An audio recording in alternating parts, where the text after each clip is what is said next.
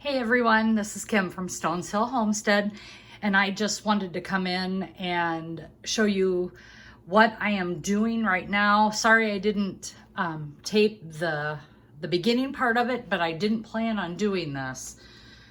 Over the weekend we had wings, and as we were cutting up the wings, we were taking the tips off of the wings, and we bagged them so I could use them for my next batch of chicken broth and bone broth, but I'm going to use this for chicken broth. So I went ahead and started the wings in my crock pot, the wing tips, only the wing tips, added some seasoning. Here you can see I added some seasoning to them. So here you can see the wing tips floating around. There's a part of an onion in here, some carrots and celery, and more onions. I added some salt, some other seasonings. So what I'm doing is I'm just going to let this cook and continue to cook, and then I will can some pints of bone broth or chicken broth for us. Don't want to waste those wing tips. I didn't think I should just throw them away. So there'll be a couple videos coming this weekend, and it will be doing this small batch of chicken broth in the pressure canner, and I'm gonna make some raspberry jam with raspberries that I need to use up out of the freezer. So stay tuned, and we will see you this weekend. Thanks, and have a great day, and be blessed. And as always, thanks for subscribing, liking, and sharing. If you have any other videos you want to see, please leave them in the comments. Have a great week. Well, welcome back everyone. This is Kim from Stones Hill Homestead, and I am finishing up the chicken broth. Some of you may have already seen the beginning video of me cooking down the chicken wing tips and the vegetables and the onions in my crock pot. I have finally made it to the point where I am able to start filling jars. So I've got my jars, my chicken broth is ready here, and I'll move my broth more into the picture for you. And we're gonna get busy today on just a small batch. I've been doing the Three Rivers Challenge January and February. Jessica is hosting that from Three Rivers Homestead. And another thing that I have learned from her is when you have 7 empty jars on your shelf, it's time to fill them. And I always try to restock as I need to, so that I'm never out of what I need when it's time to use it. And chicken broth is something we use a lot of, so I am doing that today.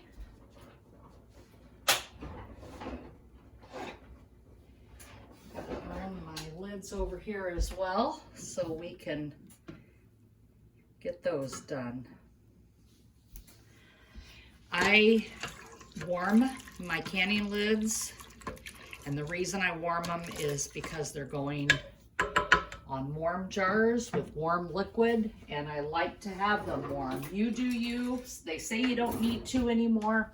I always have done that. That's the way I was taught. And I want to show you a little bit of difference here as well on some lids. Many people have talked about canning lids not sealing or buckling. A lot of that is user error, but I want to show you the difference. This is Superb canning lid. I'm going to show you here. I hope you can see this. It is Superb canning lid versus a ball canning lid. There is a definite difference in the thickness of these lids. There is no doubt about it. Superb has a blue, ball has a orange rubber seal. Same difference with other jars I have used. The Superb lids are by far thicker metal than what the others are. Superb lids, I'm gonna also show you something that I've learned with using them. So let's get started. I'm gonna fill these jars, and I'm gonna kind of turn this maybe just a little bit so you can see better while I'm filling.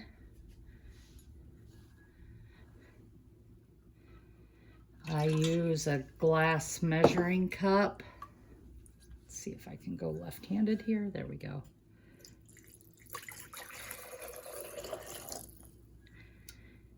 And I'm gonna fill these jars. I am hoping to get 7 pints. That is my goal today. I'm also going to be doing another video on raspberry jam. I need to use some raspberries up that I have from summer yet, and I don't want them to go bad. And to be truthful, with my work schedule the way it is, I just forgot about them. And now I want to get them taken care of. I've had a busy couple weeks here working, and as many of you know that follow me, I work in a sleep lab and I perform sleep studies at night. And so I'm working 3rd shift, and sometimes I get a little bit confused on my days and times because I forget what day I'm on.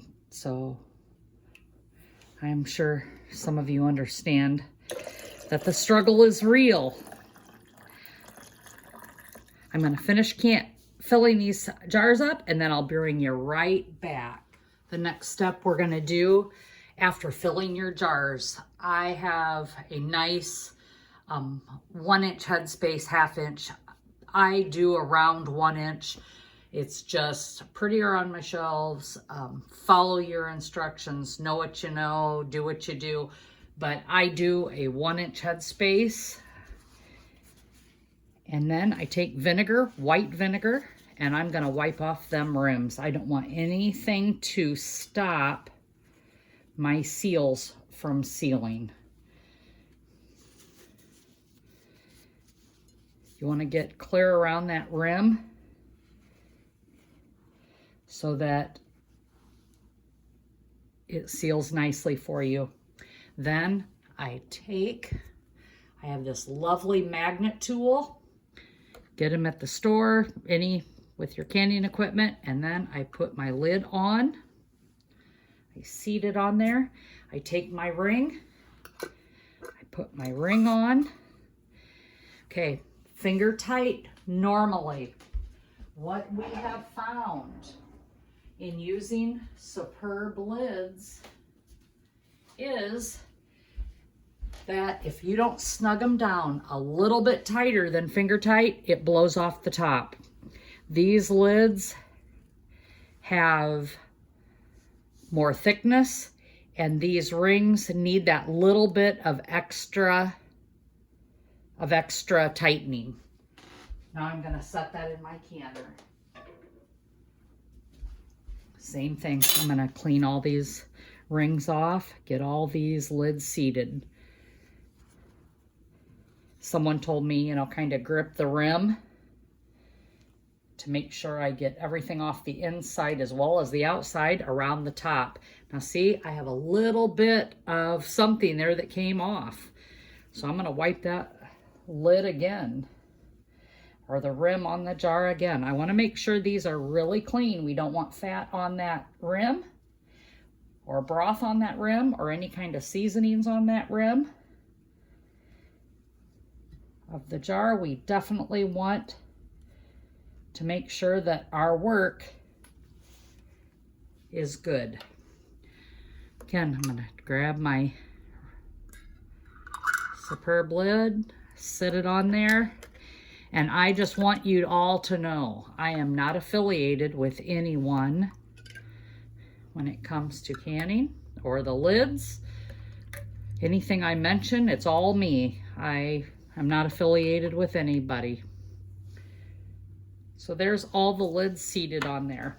Now I'm gonna take my mitt because I added hot liquid to these jars.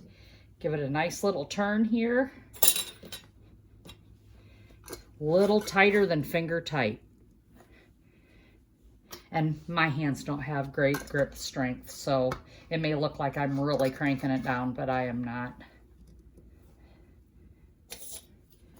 Now, as you can see, the crock pot I used was small. I didn't have that much chicken or bones, and I was hoping to get 7 pints. I use these for work. I can make a small batch of rice for me to carry to work. I can drink this. This broth is really fantastic for work, for your lunches, because you can take it to work, warm it up, and it is good to go. You can pour this in small batch rice when you're making rice in your Instant Pot. You use a couple pints, but because my husband and I are the only two currently living in this home, we are doing smaller batches. But just because you are not a big family doesn't mean that you shouldn't be preserving or I don't want to say stockpiling, preparing yourself for those times when things happen. As many of you know, I suffered a back injury a year ago, and my husband broke his ankle. I broke my back, he broke his ankle, 2 different injuries completely. I slipped and fell on the ice, and he was working as well and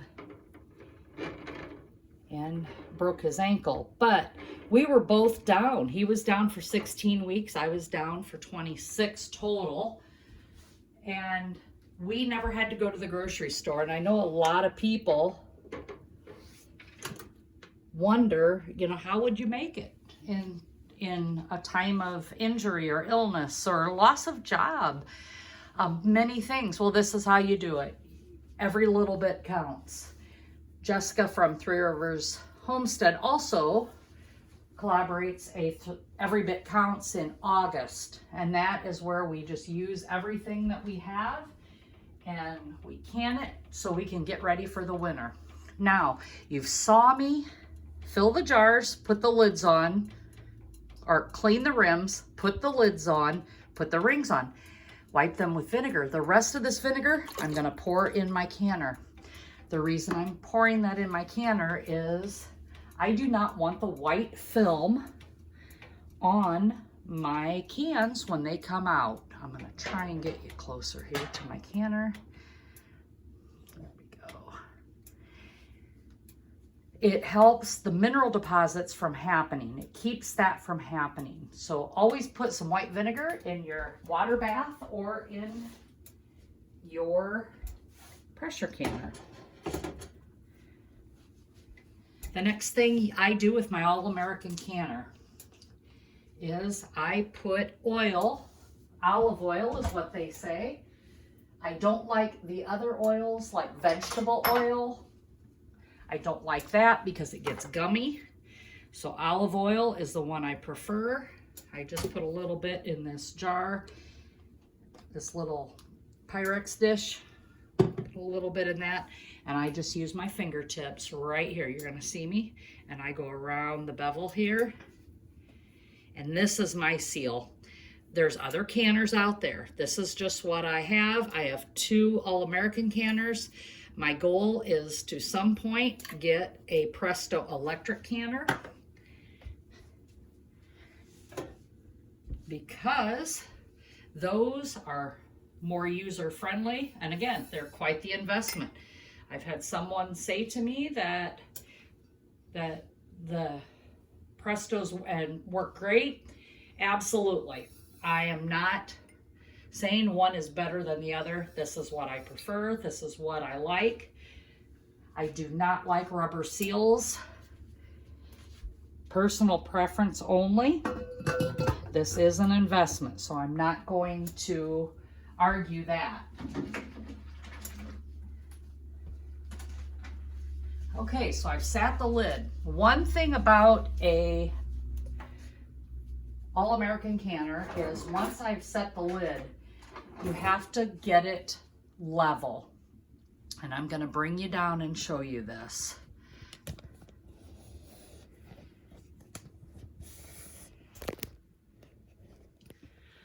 When you look at these lids, you have to turn this, it clicks in, and there's a gap here. See that gap?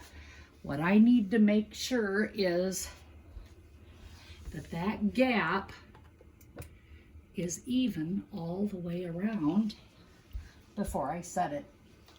It is a personal eye measurement. That's it. It's nothing specific. You just have to eye it, make sure that it's level. I have done that. So now I'm going to start taking the lock nuts here, the wing nuts, and I'm going to turn them tight. I'm going to lift you up again.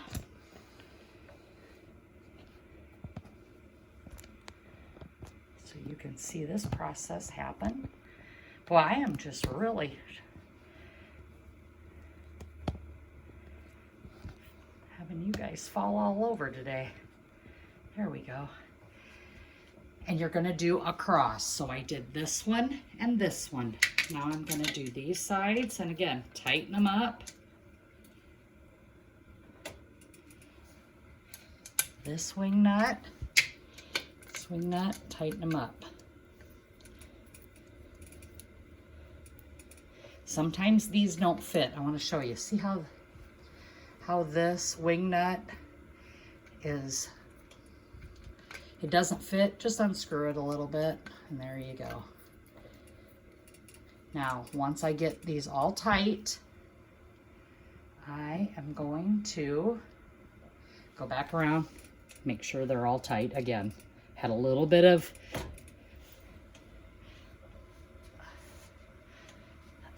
turn on that one, and there we go. Now we are going to wait on this right here.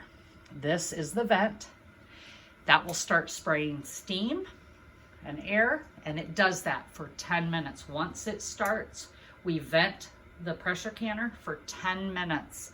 The reason why we do that, people have asked that as well. You need to get all of that air and steam out of the pressure canner so that the temperature gets up to temperature, and that the canning happens at the correct pressure and the correct temperature. That is the reason you do that, is just to push all that air out of that canner before you drop that weight on. Remember, there are many ways to can. Pressure canning is not the only way. There are many countries that don't have access or can't use pressure canners.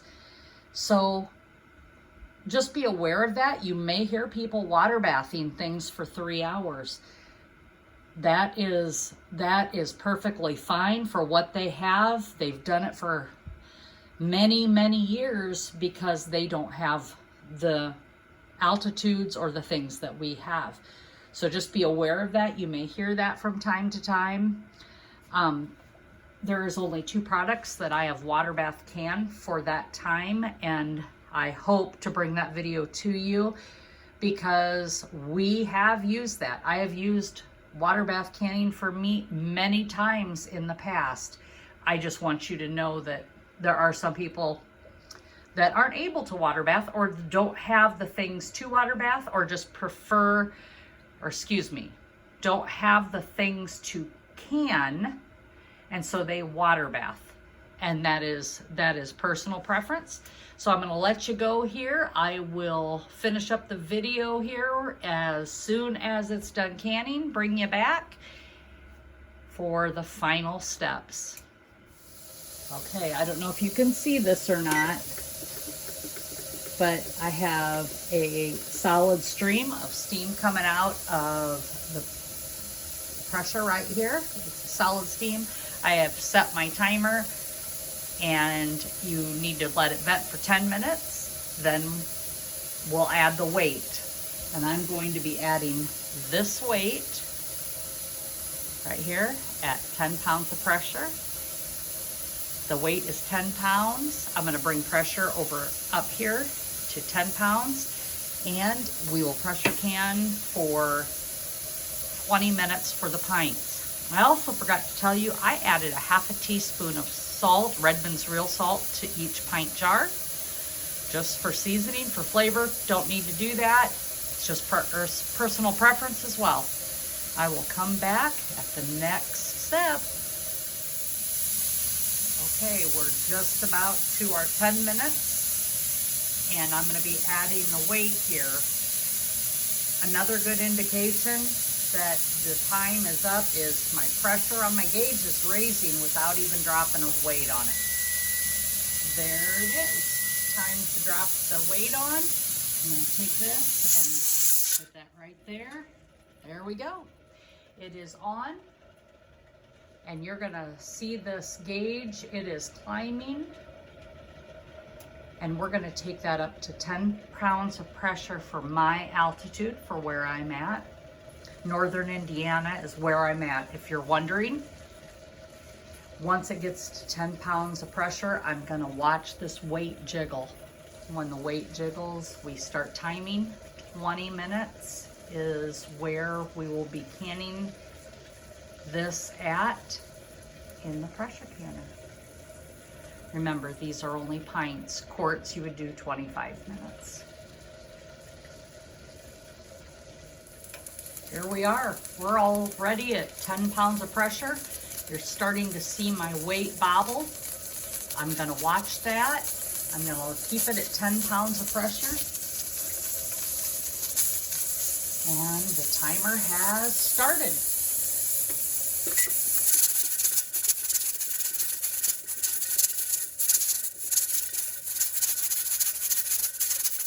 There we go. I want this to move 1 to 4 times a minute. Once it gets going and I know it's at pressure, I really only listen to it. I don't do a lot of adjustment at that point. I just keep it right around 10 pounds of pressure. As you can see, that is bobbling a little bit. I did have to turn my heat down. It was on high, or the highest setting on my stove, and I did turn that down. I'm right around between 5 and 6 on the numbers as far as heat, so probably medium heat, I'm guessing, to keep that at 10 pounds of pressure. So in 20 minutes, we will be back. We will let this come all the way down to 0. I will bring you back at that point in time and show you how to unload this canner. So the canning process is done. The gauge has came back to 0. I have let it set. I'm going to remove the weight, make sure there's no pressure left in there, and there's nothing there. I lay that down, and now I am going to unhook or unscrew the wing nuts. Again, go across from each other. Just let them fall down. There you go. And when you open the lid, make sure you open it away from you, away like this. I gotta turn the lid so the steam goes away from me, because that's still very warm.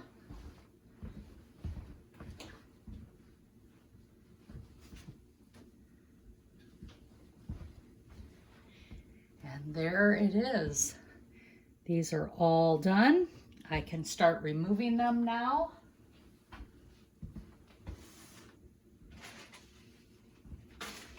Just letting the heat disperse a little bit more.